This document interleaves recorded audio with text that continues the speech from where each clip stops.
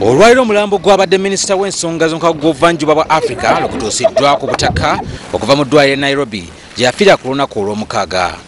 Omulambo gutuusiddwa ku kisaawe ky'ennyonyi Entebbe era ng'abakungu mu gavumenti wamu n'abooluganda babaddewo okugunona.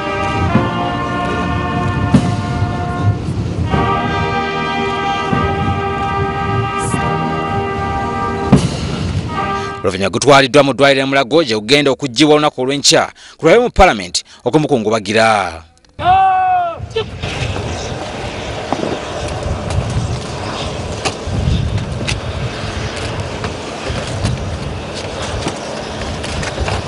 Bannakibina kya FDC nabo beegasse ku gavumenti okungubagira Elia Kategaya amanyiddwa ennyo ng'omu ku batandisi b'ekibiina kino wadde yamala n'addayo mu NRM bamufiiriddwa nnyo. Yali mwesigwa yali omuntu akuwa amagezi nga bwakitegeera nga takulimba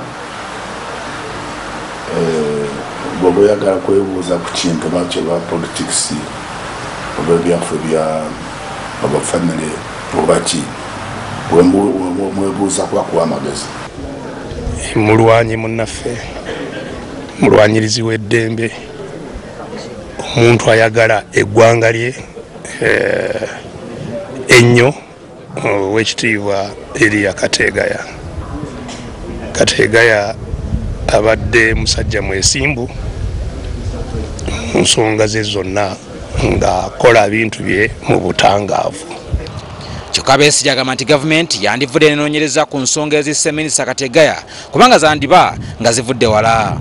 Nze mu ndowooza eyange n'entegeera eyange kwava okufumitibwa ekiso eky'amaanyi eky'entiisa si mulundi gumu, mirundi mingi mu mugongo.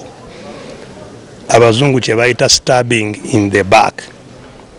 Abantu abamulyamu olukwe nga yalowooza nti ali nabo ne bamulyamu olukwe ne bamufumita. Abantu abalala boogedde ku minisita Elia Kategaya bagamba nti abadde musajja mwesigwa ng'engalo ze tezivulubanye nga bana byabufuzi abamu mu ggwanga. In spite of the surrounding in which he was working that has been corrupt to the core. Also in a struggle, if you go back from FONASA days, again a lot of the leaders have blood on their hands. Olunaku olw'enkya omulambo gwa Kategaya gugenda kutwalibwa mu Parliament abaka basima ebirungi ebikoleddwa so nga ate olwokusatu gwa kutwalibwa ku kanisa y'abatukuvu bonna e Nakasero gusabirwe olwate gutwalibwa ekyamate entungamo gye gugenda okuziikibwa. Omwoyo gw'omugenzi Omukama agulamuza ekisa.